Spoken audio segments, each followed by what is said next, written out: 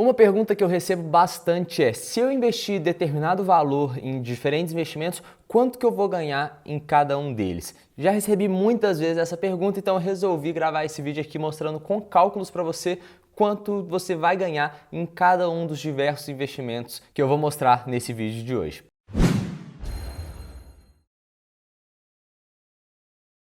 Fala galera, beleza? Meu nome é Henrique Storch, sou certificado como especialista em investimentos pela Ambima e nesse vídeo aqui eu quero te mostrar quanto que R$1 milhão vão render em cada um dos diversos investimentos que eu vou mostrar nesse vídeo aqui, tanto na renda fixa, na poupança, Tesouro Selic, ações e fundos imobiliários, mas não sai desse vídeo aí só porque você não tem R$1 milhão.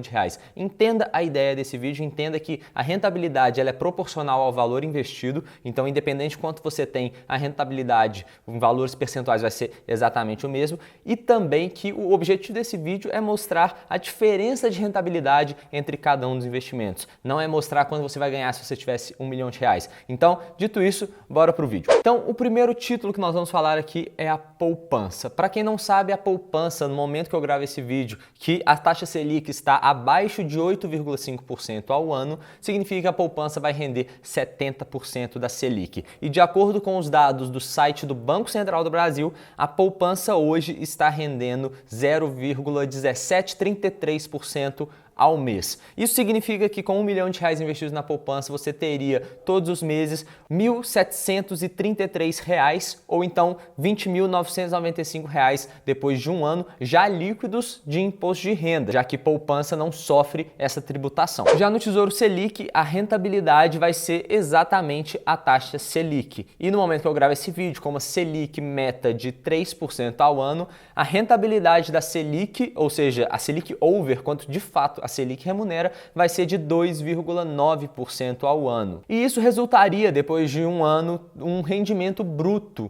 o rendimento total de R$ 29 mil ao longo desse um ano. Isso daria proporcional mensal R$ 2.385 também brutos. E aí, considerando aqui, só para símbolo de ilustração, que a gente vai deixar esse dinheiro investido por um ano a gente teria uma alíquota de imposto de renda na hora do resgate de 20%. Ou seja, subtraindo esses 20% dos R$ 29 mil, a gente teria líquido de imposto de renda R$ 23.200 em um ano, que seria o equivalente a R$ 2.205 a mais do que a poupança. E aqui é válido falar também que se a gente aumentar o prazo do nosso investimento, ou seja, se a gente deixar o dinheiro investido mais do que um ano, a alíquota de imposto de renda vai reduzir e a diferença de rentabilidade entre o tesouro e a poupança vai ser muito maior. Quando a gente está falando de fundos imobiliários, existem duas formas da gente receber o retorno desse investimento. Primeiro é pela valorização das cotas do fundo e segundo é a distribuição mensal dos ganhos do aluguel ali, né? Os proventos que a gente recebe, a renda passiva caindo na nossa conta. E aí, de acordo com os dados do Economatic, do dia 8 de maio de 2020, o IFIX, o índice dos fundos imobiliários, né, como se fosse o Ibovespa dos fundos imobiliários, ele teve um retorno nos últimos 60 meses de 83,83%, o que equivale a um retorno anual de 12,95%. Enquanto isso, a média do dividend yield dos fundos imobiliários que estão dentro do IFIX nos últimos 12 meses, isso ponderado ali pela participação de cada fundo imobiliário dentro da carteira teórica, ele foi de 6,2%, considerando as cotações do dia 8/5. E aí, considerando tudo isso, a gente teria recebido de proventos ao longo dos últimos 12 meses R$ 62 mil em um prazo de um ano, ou cerca de R$ 5.025 mensais, considerando o reinvestimento dos aluguéis que a gente recebe ao longo do ano. Já o retorno total dos fundos imobiliários teria sido, ao longo de um ano, R$ 129.500 e, considerando 20% de imposto sobre a parcela que foi ganho de capital, ou seja, a valorização das cotas, a gente teria líquido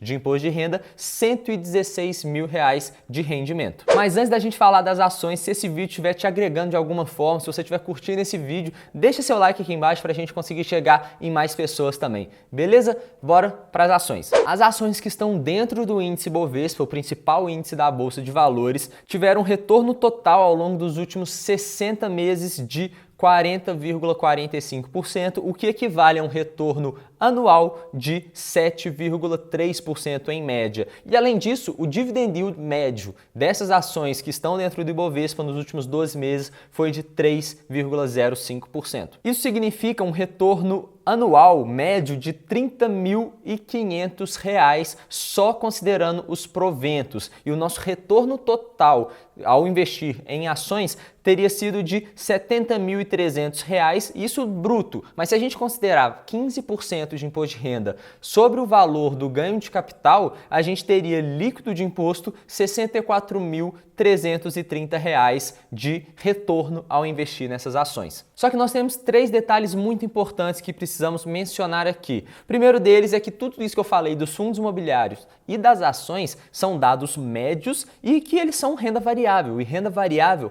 varia.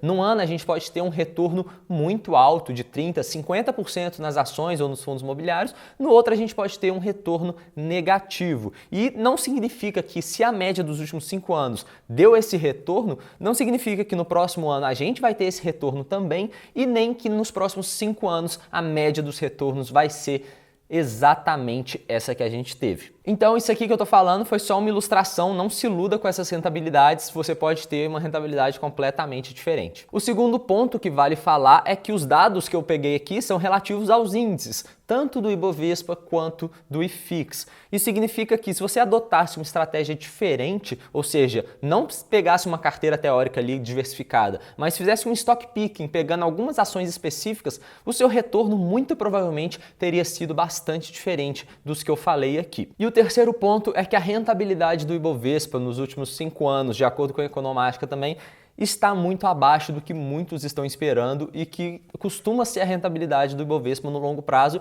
Isso muito devido às crises que nós passamos ao longo desses últimos 5 anos. Tivemos greve dos caminhoneiros, agora essa crise que nós estamos passando, teve um pouco tempo atrás também o impeachment da Dilma. Então a gente teve um caos gigante na Bolsa de Valores ao longo dos últimos 5 anos e isso influenciou bastante a rentabilidade da Bolsa. Só que se a gente considerar a valorização do Ibovespa lá atrás, desde 27 de fevereiro de 1994, que foi o início do Plano Real, que a gente teve uma maior estabilização da nossa moeda, o Ibovespa teve um retorno médio anual, ou seja, se pegasse o retorno total e visse qual foi a média ao longo de cada ano, a gente teve uma média de 16,33% de rentabilidade, e isso daria cerca de R$ 163.300, considerando aquele 1 milhão que foi investido lá atrás. E aí a conclusão que eu quero deixar nesse investimento é que, por mais que renda fixa seja importante, sim, você tem que ter renda fixa na sua carteira para segurar um pouco o risco também, deixar a sua carteira um pouco menos volátil e suportar, e você conseguir investir para os seus objetivos de curto prazo. A renda variável é importante sim também, pelo menos uma pequena parcela da sua carteira em renda variável, justamente por essa diferença tão grande de retorno que a gente tem em fundos imobiliários e ações comparado com o retorno que a gente tem na renda fixa. Então sim, você precisa ter renda variável na sua carteira, mas sempre esteja ciente dos riscos que você está correndo, principalmente no curto prazo, com a valorização e desvalorização dos ativos da sua carteira. No curto prazo, a renda variável varia e muito e pode cair para baixo 50%, 80%, como a gente tem visto ao longo dos últimos meses. Beleza? Se você curtiu esse vídeo, deixa seu like aqui embaixo, se inscreve no canal para mais conteúdos como esse e eu vou ficando por aqui. Meu nome é Henrique Stewart e bora enriquecer. Até a próxima!